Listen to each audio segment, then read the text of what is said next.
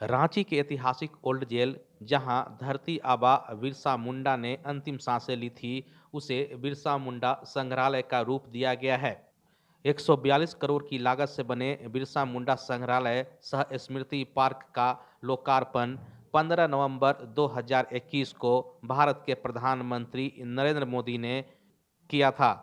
जनजातीय गौरव दिवस 15 नवंबर को भोपाल से प्रधानमंत्री द्वारा ऑनलाइन उद्घाटन के बाद से बिरसा मुंडा संग्रहालय का गेट आज तक नहीं खुला है। पर इस संग्रहालय के नाम पर राजनीति जरूर शुरू हो गई है।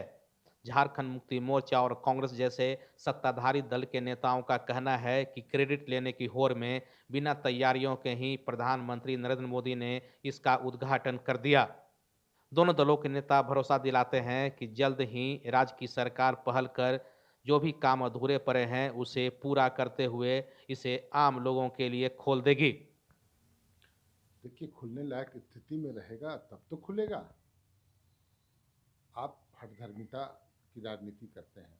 माननीय प्रधानमंत्री इस देश के सर्वोच्च जो पद होता है राजनीतिक व्यवस्था के तहत, उस पद पर आसीन है, और तब ऐसी हठधर्मिता मुझे लगता है ये शोभा नहीं देती।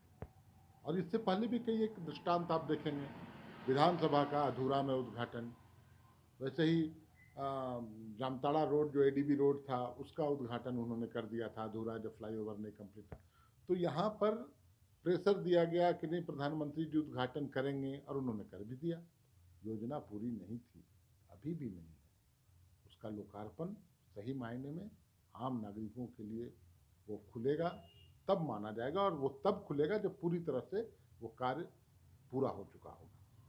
विभाग के द्वारा मैंने भी जानकारी लिया था, तो काम अभी भी कुछ बाकी बचा हुआ है। वो काम पूरा होगा तभी उस लोकार्पण आम जनता के लिए खोला जाएगा, और ये एक अच्छी बात है।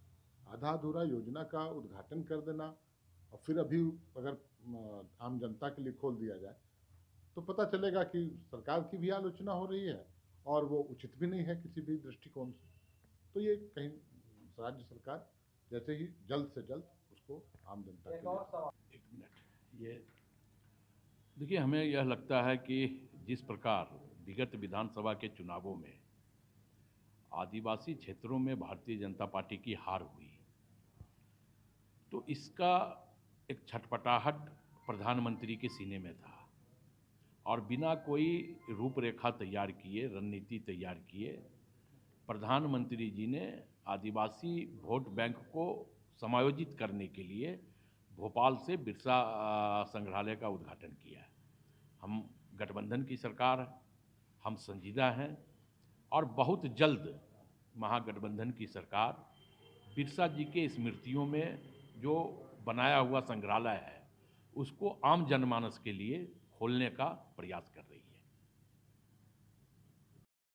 प्रधानमंत्री द्वारा 15 नवंबर वर्ष 2021 को उद्घाटन किए जाने के बावजूद रांची के बिरसा मुंडा संग्रहालय सह स्मृति पार्क को न खुल पाने की सारी जवाबदेही झारखंड की हेमंत सरकार पर फोड़ते हुए भारतीय जनता पार्टी के वरिष्ठ नेता और पूर्व मंत्री सीपी सिंह ने कहा कि प्रधानमंत्री ने तो इस संग्रहालय का उद्घाटन कर दिया, पर राज्य सरकार की नाकामी की वजह से संग्रहालय का ताला आज तक आम लोगों के लिए नहीं खुला है।